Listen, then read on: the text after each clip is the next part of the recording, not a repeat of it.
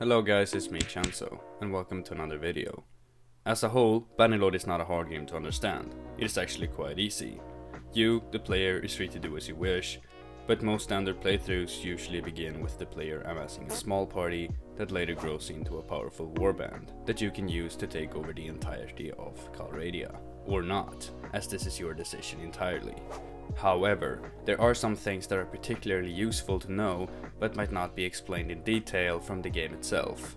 So, in today's video, I'm going to talk about the top 10 most important things a beginner Bannerlord player should know. Tip number 1.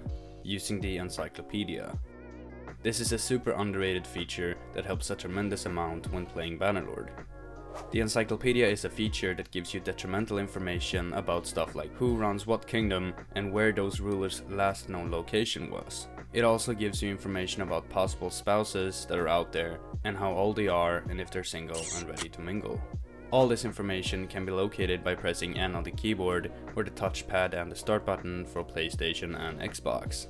The encyclopedia was unfortunately nerfed in the latest 1.1 patch as the Tale Worlds added a fog of war mechanic to the characters. However, this is not the end of the world. The function still works as intended and is really useful. Tip number 2. Companions. One of the most important things to do when starting a new Bannerlord campaign is to find different companions for different roles in your party. The most important ones being a good steward and a good scout. Now, these roles can be found by going into the clan tab and then heading over to parties. To find these companions, you must find wanderers in the open world. They are located in towns in the tavern area. You can then right click on the character to see their skills. For a steward, you would want a high steward skill, and for a good scout, you guessed it, a good scouting skill.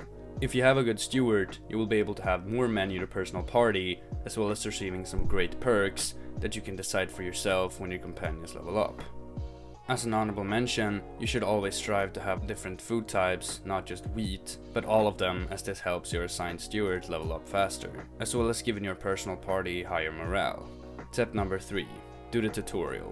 When you start a new campaign, you will be given the opportunity to go through the tutorial. This will give you the basic idea of how the combat functions, as well as a small writing lesson. So if you're feeling a bit unsure about the basics, I do recommend that you try it out. However, the tutorial won't teach you the next things on this list, so keep watching to learn more. And if you're still here, I just wanted to thank you for stopping by. And if you're feeling generous, why not drop a like and comment something smart. And if you liked the video this far, please subscribe to not miss any future Bannerlord related content. Tip number 4. Getting a nice balanced army. This might sound like an obvious thing for some people, but it's sometimes overlooked. I remember one of my first playthroughs when I just spammed infantry soldiers because I thought it looked cool. And sure, it really is cool to roll up with just footmen, but if you want to spice up the gameplay with some variety, I do recommend that you invest in troops of all cultures and all types to give your army an upper hand in battle. And another bonus tip for armies, put your archers in loose formation to stop them from interfering with other archered shots, because if they're standing too close to another soldier, some of them might not shoot at all. Tip number 5. Try to invest in skills that match your playstyle. If you want to have a strong character in the late game, you should definitely plan where to spend your skill points. But there is no skill that is mandatory, and you should invest your skill points in something that you think will aid your way of playing.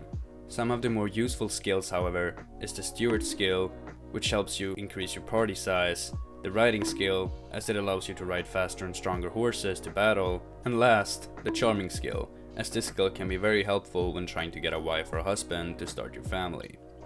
Tip number 6. Attacking caravans. If you, for example, join a kingdom as a mercenary and your kingdom declares war on another kingdom, you now have the best opportunity to attack caravans. This is especially useful as you can receive a large amount of expensive food and horses. Food variety is, as I said earlier in the video, useful to keep your morale high and also to level up your stewards. And horses are useful because they add speed to your party so you move faster on the campaign map. This is incredibly important as speed of your own party can decide if you live or die. Tip number 7. Mods. Mods are a big part of the game and should not be underestimated. They can give you a unique gameplay experience if you're needing some nuance to the game. There are tons of different mods from complete overhauls to minor balancing or life improvement mods. and with the Steam Workshop available, you can easily download them without breaking a sweat. However, there are some mods that are not available on the Steam Workshop, so they will need to be downloaded via the Nexus Mod website. Fortunately for you, I have a video about that, which I've linked in the description below. Tip number 8. Don't rush a kingdom. Kingdoms are very hard to manage, and as soon as you start one, you'll become the target of stronger kingdoms that want your land. So I recommend that you save a lot of money first, so you can recruit other lords to join you, and so you can invest in high tier units for your army, as well as keep paying your garrison wages for the fiefs that you own to keep them protected. Tip number 9. Choosing a culture. Choosing a culture can be a hard decision if you're new to the game, however, it is not that big of a deal as you might think. Your culture will only give you some minor buffs and occasionally debuffs, and affect your thieves' loyalty towards you. If you are Battanian and you own Battanian land, they will like you more, but if you own Valandian land as a Battanian, they will not like you as much. However, this is not a game changer, so I would go with the cultural aesthetic that you find intriguing. Tip number 10. Remember to have fun and to experiment. Bannerlord is a game, so you're supposed to have fun. You don't need to be running the best character with the best skills and the best weapons. It is a role-playing game, and to get the most out of Bannerlord, you should treat it as such. There is of course nothing wrong with wanting to maximize the efficiency of your playstyle, but as a player with some time put into the game, I do think it's fair to say that the game is more fun when you're playing it your own way. That's going to be all for me today, and if you're still watching, thank you. Don't forget to like, comment and subscribe to not miss any future videos.